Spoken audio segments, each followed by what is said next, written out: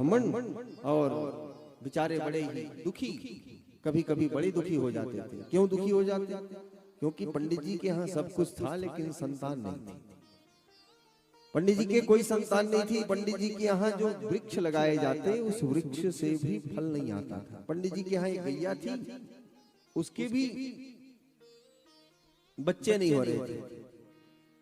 पंडित जी परेशान हो गए और परेशान होकर के आत्मदेव ब्राह्मण गए, जाकर के तुंगभद्रा नदी के किनारे बैठ गए कि आज तो अपने प्राणों का त्याग कर दूंगा, आज तो अपने प्राणों का त्याग कर दूंगा।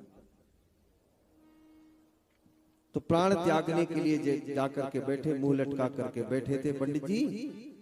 तो मुंह लटका करके जैसे ही बैठे थे उसी समय एक वहां साधु बाबा आए, सन्यासी आए और साधु आकर के देखे पंडित जी बैठे हुए, मुंह लटका के बैठे हैं, बड़ी चिंतातुर हैं। तो जाकर के प्रश्न किया कि कथम रोदसी विप्रत्वम काते चिंता बलीयसी वदत्वं सत्वरं मह्यं स्वस्य दुःखस्य कारणम्। सन्यासी ने आकर के प्रश्न किया। क्या प्रश्न किया? अरे पंडित जी क्यों मुंह लटका करके बैठे हो? इतना सुंदर जीवन मिला है, ये मानव जन्म ऐसे ही नहीं मिला, ये मानव जन्म बड़े ही भाग्य से मिला, इसलिए बड़े ही भाग्य से ये मानव जन्म पाया है, फिर ये मुंह लटका के क्यों बैठे हो? बड़े विद्वान हो तुम तो। अरे कहे क्या महाराज, मेरी दुखी जीवन का क्या करूं? मेरा सब कुछ है मेरे पास, लेकिन मेरे जीवन में संतान नहीं।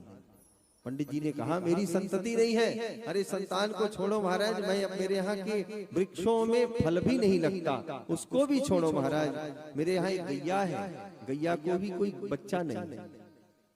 ऐसी दुर्दशा है मेरा, ऐसा मेरा भाग्य खराब है। कहे चिंता मत करो, अभी तुमको हम विचार करते हैं। कहे नहीं नहीं महाराज, आप या तो मुझे वरदान दे दो या तो मुझे तथास्तु कह दो, अन्यथा आपके सामने ही मैं इस नदी में कूद के मर जाऊंगा। आपको मेरी ब्रह्म हत्या का पाप आपको लग जाएगा। अब तो सन्यासी बाबा थे, वो बेचारे डर गए। आजकल के जमाने में किसी को बचाना भी ठीक नहीं भैया, बचा भी रहा हूं इसी को और ये कहता है कि मैं आपके सामने ही मरूंगा, आपको ब्रह्म हत्या का पाप लगेगा। नेत्र बंद करके देखा तो 7 जन्म तक, पिछले 7 जन्म से ही पंडित जी को कोई संतान की रेखा नहीं थी। पंडित जी को